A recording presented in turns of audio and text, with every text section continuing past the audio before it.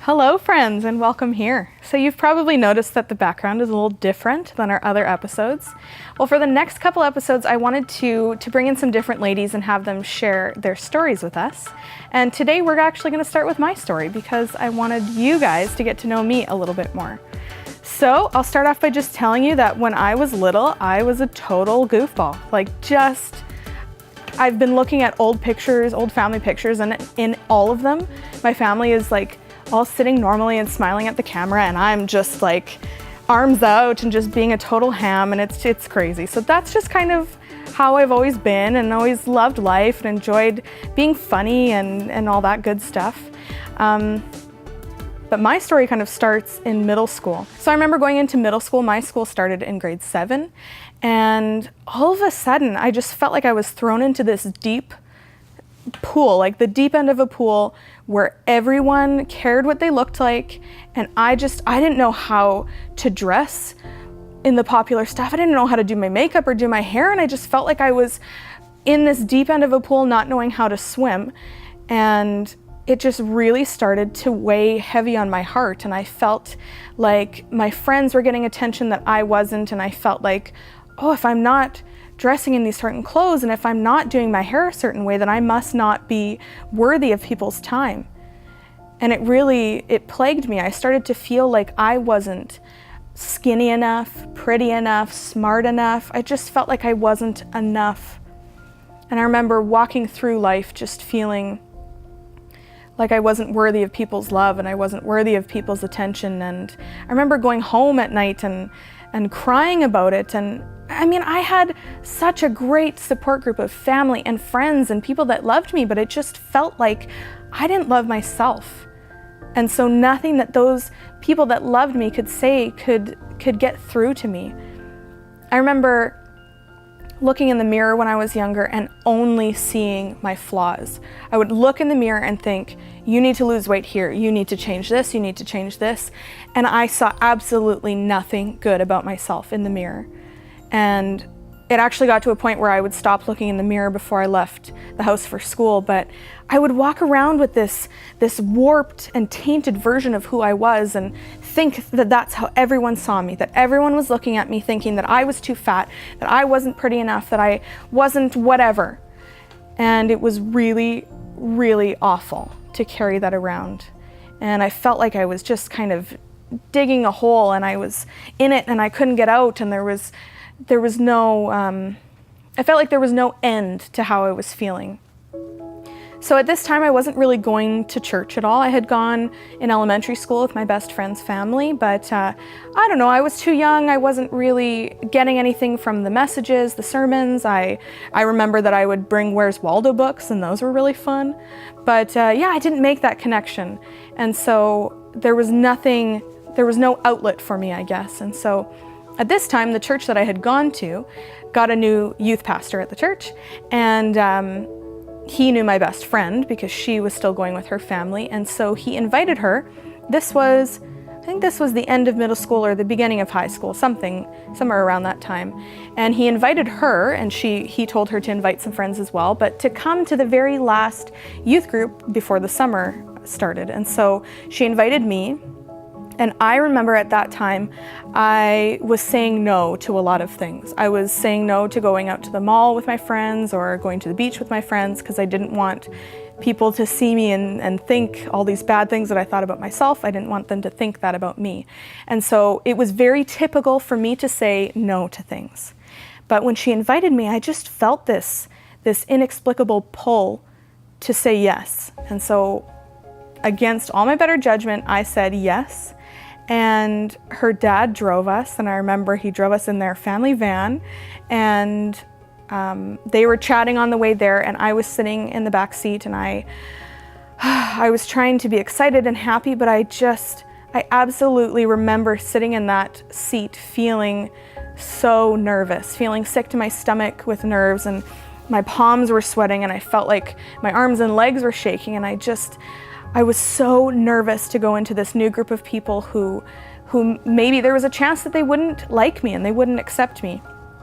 So I remember going into the building, and right away the youth pastor came and introduced himself to me and asked my name, and we just talked about some things that I was interested in.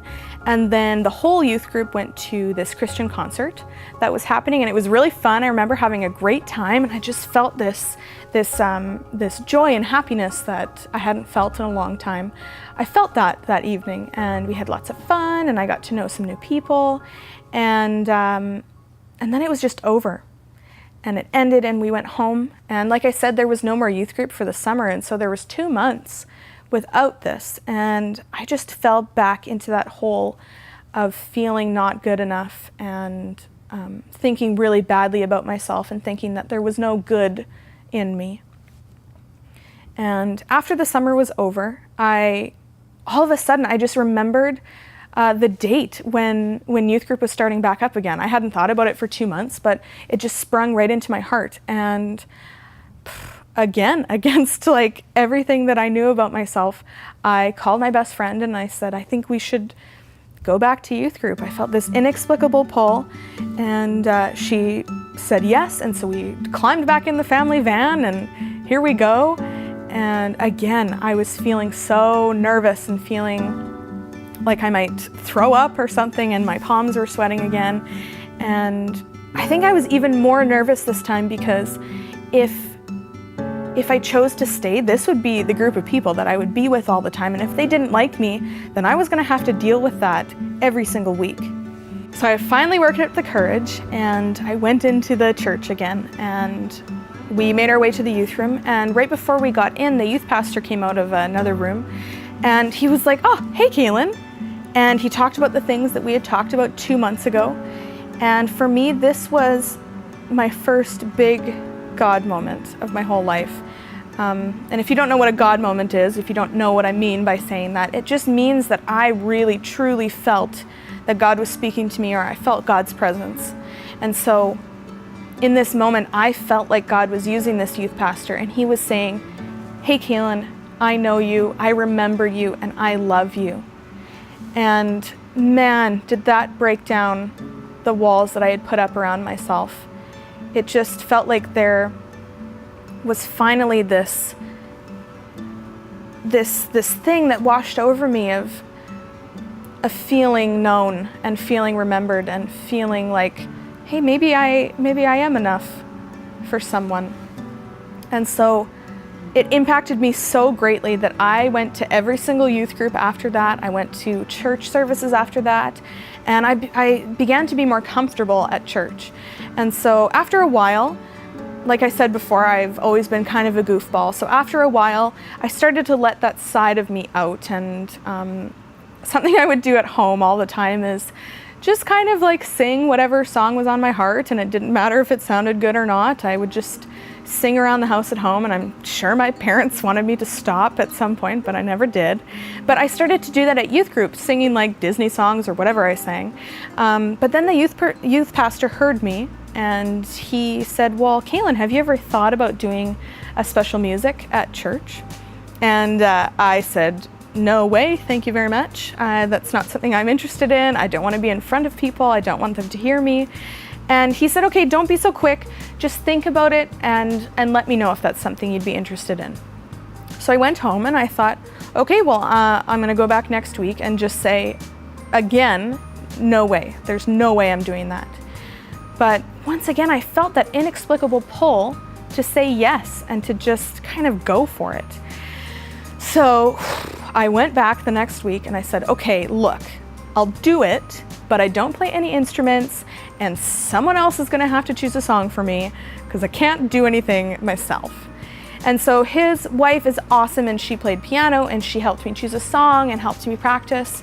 And so I got all ready, and finally that Sunday rolled around, and okay, you remember me describing how nervous I was in the van on the way to youth group? Times that by like 1,000,001, and that's how I was feeling on this Sunday. I still remember where I sat in the pew on that Sunday morning, and I honestly was probably looked like I was about to pass out or throw up or something. I was so nervous. It came time for me to go up onto the platform, and I remember that the microphone was shaking so much in my hand, and I thought I was going to drop it or fall over or something. And the music started, and I was just thinking to myself, Kaylyn, don't screw this up. Don't screw this up.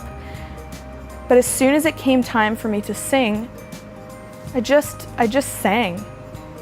And I felt this peace wash over me, and I wasn't worried about people hearing me or seeing me. I was just singing for God. And it felt so cool. And it was the first time that my eyes and my heart were open to God showing me something that was good inside of me, something that He put there. And then I began to think, well, if He put that good thing in there, maybe He put other things as well. And so that kind of started the ball rolling and really started my journey to feeling better about myself. And so I'm not going to sit here today and say that I think I'm the best person in the world and I have, no worries about what I look like, because that's not true. Some days I wake up and I look in the mirror and I'm like, okay, this is what I've got to work with today, and I just have to go with it. And I feel those things sometimes, but I don't feel that same sense of hopelessness and helpless that I used to feel. I know that there's a way out, and I know that God is there beside me during that. There's a poem that I've heard before, and I'm sure a lot of you have heard it, but it talks about walking with God on a beach, and someone saying, well, there's only one set of footprints here, God. Why was I all by myself in this moment? And God says to the person, those are my footprints. I carried you when you weren't able to walk on your own. And I feel that happens to me a lot, where there are times where I am on the ground and I can't even crawl, and God comes and He carries me through all of these dark times. And that's a really beautiful visual to think about. So I'll just end by sharing my very favorite verse with you. It's Psalm 46:10, and it says, "Be still and know that I am God." I'm a worrier, and I worry about a lot of things, but this verse helps me to remember to just take a second, just pause and know that God has got me. Whatever situation I'm in, I can take a second and I can give it to God, and I can know that He's going to carry me through it. So that's just a little bit about my story. Thank you for watching. Please leave in the comments if this has helped you at all, if this is something that you've struggled with as well. I'd love to hear your story as well. Until next time, friends, be good and love yourself.